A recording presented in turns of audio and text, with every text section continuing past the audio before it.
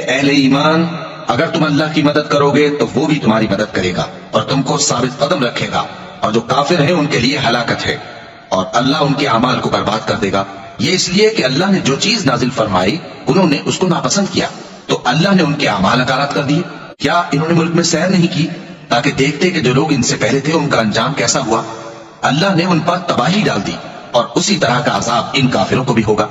یہ اس لیے کہ جو مومن ہیں ان کا اللہ کارساز ہے اور کافروں کا کوئی کارساز نہیں۔ جو لوگ ایمان لائے اور عمل نیک کرتے رہے ان کو اللہ بہشتوں میں جن کے نیچے نہریں بہ رہی ہیں داخل فرمائے گا، اور جو کافر ہیں وہ فائدے اٹھاتے ہیں اور اس طرح کھاتے ہیں جیسے حیوان کھاتے ہیں، اور ان کا ٹھکانہ دوزخ ہے۔ اور بہت سی بستیاں تمہاری بستی سے جس کے باشندوں نے تمہیں وہاں سے نکال دیا زور و قوت میں کہیں بڑھ کر تھی، ہم نے ان کو برباد کر دیا اور ان کا کوئی مددگار نہ ہوا۔ بھلا جو شخص اپنے پروردگار کی مہربانی سے کھلے رستے پر چل رہا ہو